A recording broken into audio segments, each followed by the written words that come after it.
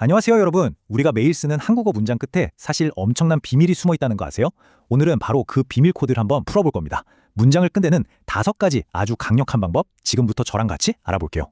자, 한번 생각해 보세요. 문 좀 닫아. 그리고 문 좀 닫아줄래? 이 두 문장, 결국엔 문을 닫아달라는 똑같은 말이잖아요?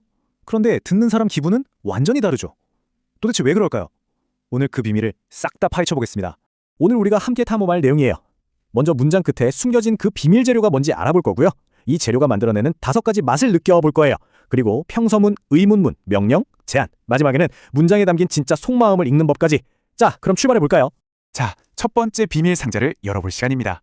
문장의 의미를 그냥 휙 하고 바꿔버리는 이 마법의 열쇠, 과연 어디에 숨어 있을까요? 정답은 바로 종결 어미입니다. 이름이 좀 어렵나요? 괜찮아요.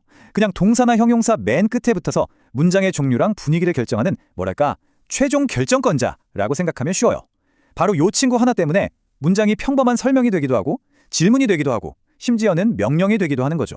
그럼 이 중요한 종결 어미가 만들어내는 문장의 5가지 맛, 과연 어떤 맛들이 있는지 한번 제대로 살펴볼까요? 자, 이 5가지 맛 우리 주문처럼 한번 외워볼까요? 저 따라서 한번 해보세요. 평, 의, 명, 청, 감. 바로 평서문, 의문문, 명령문, 청유문, 그리고 감탄문. 이 5가지가 한국어 문장의 기본 맛이라고 할 수 있습니다. 이제 하나씩 맛보러 가보죠. 먼저 가장 기본 맛부터 시작할게요. 평서문이라는 아주 담백한 맛이 있고요. 또 의문문이라는 궁금증 가득한 맛이 있어요. 근데 있잖아요. 이 질문 속에는 우리가 생각지도 못했던 여러 가지 다른 맛들이 숨어 있답니다. 평서문은 가장 기본이죠. 그냥 어떤 사실이나 생각을 단순하게 쭉 설명하는 문장이에요. 예를 들면 어제는 하루 종일 비가 내렸다처럼요. 아주 간단하죠. 그런데 의문문은 크게 2가지 맛으로 나눌 수 있어요. 첫 번째는 네 아니면 아니요 둘 중 하나로만 대답하면 되는 판정 의문문. 밥 먹었니? 하면 네 아니면 아니요잖아요. 두 번째는 구체적인 설명을 요구하는 설명 의문문이에요. 뭐 먹었니? 라고 물었는데 네 하면 이상하죠. 뭘, 어디서, 언제 같은 질문 단어들이 꼭 필요한 친구들입니다. 그런데 말입니다. 질문에는 한 종류가 더 숨어 있어요. 이 문장 한번 보세요. 누가 그 사실을 모르겠어?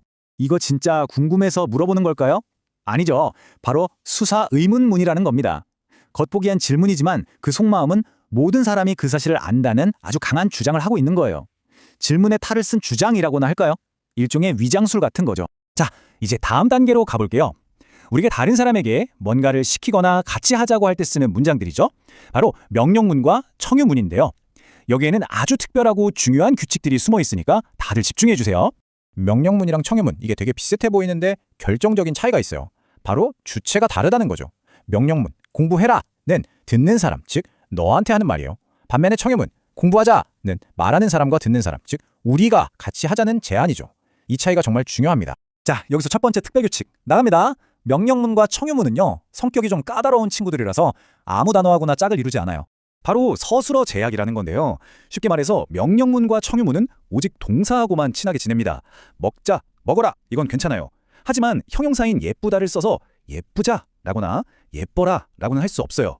물론 아이고 예뻐라, 이건 감탄문이니까 헷갈리면 안 돼요. 그리고 두 번째 특별 규칙은 바로 시간과 관련이 있습니다. 이건 시제의 제약이라고 하는데요. 한번 생각해 보세요. 이미 지나간 과거의 일을 명령하거나 아직 오지 않은 미래의 일을 제안할 수는 없겠죠. 상식적으로 말이 안 되잖아요.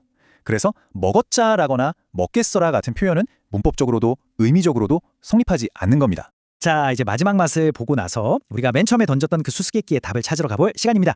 지금까지 흩어져 있던 퍼즐 조각들이 어떻게 딱 맞춰지는지 한번 잘 보세요. 마지막 주자는 바로 감탄문입니다. 날씨가 정말 좋구나처럼 놀라움이나 어떤 감정을 표현하는 문장이에요. 이건 보통 누구랑 대화한다기보다는 혼잣말처럼 자기 느낌을 표현할 때 주로 사용돼요. 아까 제가 헷갈리면 안 된다고 했던 아이고 예뻐라가 바로 이 감탄문의 대표적인 예죠. 자, 그럼 우리 맨 처음에 풀기로 했던 그 수수께끼로 다시 돌아가 볼까요? 우리의 목표는 누군가에게 문을 닫아달라고 요청하기였어요. 그쵸? 우리가 오늘 배운 걸 써먹어보면 적어도 이렇게 3가지 방법이 가능하네요. 아주 직접적인 명령문, 문 닫아라, 같이 하자는 청유문, 문 좀 닫자, 그리고 부드럽게 물어보는 의문문, 문 좀 닫아주겠니? 보세요, 목표는 딱 하나인데 표현하는 방법은 이렇게나 다양하다는 거죠. 바로 이 지점이 오늘 내용의 핵심입니다. 똑같은 말을 하더라도 어떤 형식이라는 그릇에 담느냐에 따라서 그 기능, 즉 상대방이 느끼는 감정이 완전히 달라진다는 거예요. 질문이나 제안이라는 그릇에 담으면 말이 부드러워지고 완곡해지지만 명령이라는 그릇에 담으면 아주 강하고 직접적으로 느껴지는 거죠. 결국 이겁니다. 우리가 어떤 문장 형식을 고르는가는 그냥 문법 규칙을 따르는 문제가 아니라는 거예요.